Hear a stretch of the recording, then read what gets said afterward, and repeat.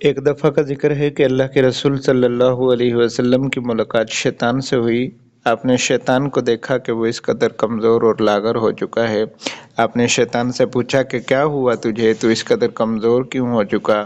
تو وہ شیطان کہنے لگا کہ آپ کی امت کے 6 اعمال نے مجھے اس قدر کمزور کر دیا ہے کہ میں اٹھنے اور بیٹھنے سے قاصر ہو چکا ہوں۔ آپ علیہ الصلوۃ والسلام نے اس سے پوچھا کہ وہ کون سے 6 اعمال ہیں؟ تو شیطان کہنے لگا کہ آپ کی امت کے افراد جب بھی ایک دوسرے سے ملتے ہیں تو اپنے کلام کا آغاز السلام علیکم سے کرتے ہیں۔ السلام علیکم پیارے نبی آقا دو جہاں صلی اللہ علیہ وسلم کی سنت ہے، اور سلام کرنے سے مسلمان کے دل میں مسلمان کی محبت بٹھا دی جاتی ہے۔ شیطان سے آپ علیہ الصلوۃ والسلام نے پوچھا کہ دوسرا کون سا کام ہے؟ تو شیطان کہنے لگا کہ آپ کی امت کے افراد جب بھی ملتے ہیں تو ایک دوسرے سے مصافحہ کرتے ہیں۔ مصافحے کے بارے میں آپ علیہ الصلوۃ والسلام کی حدیث مبارکہ کا مفہوم ہے۔ آپ نے فرمایا کہ جب مسلمان دوسرے مسلمان سے ملتا ہے، سلام کرتا ہے، تو ان کے سلام کرنے کے بعد وہ گناہ جو ان کے ہاتھوں سے ہوئے ہوتے ہیں، ان کے ہاتھ چھوٹنے سے پہلے اللہ رب العزت ان گناہوں کو معاف فرما دیتے ہیں۔ آپ علیہ الصلوۃ والسلام نے شیطان سے پوچھا کہ تیسرا کون سا کام ہے؟ تو وہ شیطان کہنے لگا کہ آپ کی امت کے افراد جب بھی کوئی کام کرنے کا ارادہ کرتے ہیں تو انشاءاللہ کا لفظ کہہ دیتے ہیں۔ انشاءاللہ کے اوپر یہی ہوتا ہے کہ یہ کام میں کروں گا، لیکن طاقت میری نہیں، اللہ رب العزت کی منشا کے مطابق ہوگا۔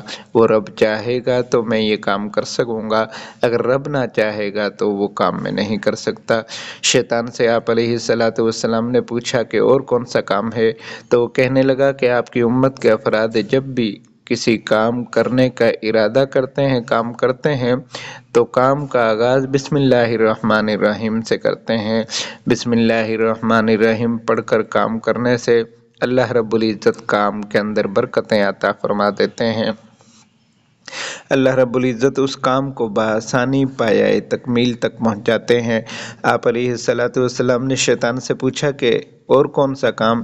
تو وہ کہنے لگا کہ آپ کی امت کے افراد نے استغفار کر کے میری کمر کو توڑ دیا ہے۔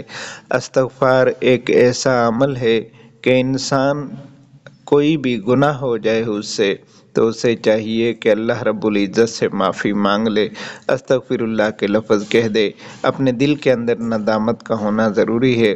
پیارے نبی آقا دو جہاں صلی اللہ علیہ وسلم کی حدیث مبارکہ ہے کہ گناہ کرنے کے بعد اگر مومن کے دل پر بوجھ نہ ہو، اس گناہ کو گناہ نہ سمجھے، اس کے دل کے اندر ندامت نہ ہو، تو فرمایا کہ پھر اسے اپنے ایمان کو سوچنا چاہیے کہ آیا اس کا دل کے اندر ایمان بھی ہے کہ نہیں۔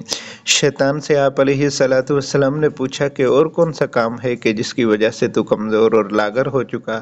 تو شیطان کہنے لگا کہ آپ کی امت کے افراد نے آپ علیہ الصلوۃ والسلام پر درود پاک پڑھ پڑھ کر مجھے کمزور اور لاغر کر دیا ہے۔ پیارے نبی آقا دو جہاں صلی اللہ علیہ وسلم پر درود پاک پڑھنا صحابہ کرام اللہ رب العزت کی سنت بھی ہے۔ آپ علیہ الصلوۃ والسلام پر درود پاک پڑھنے سے اللہ رب العزت مال کے اندر، اولاد کے اندر، گھر بار کے اندر برکتیں عطا فرماتے ہیں۔ اللہ رب العزت سے دعا ہے کہ اللہ رب العزت یہ 6 اعمال ہمیں بھی کرنے کی توفیق عطا فرمائے۔ آمین ثم آمین۔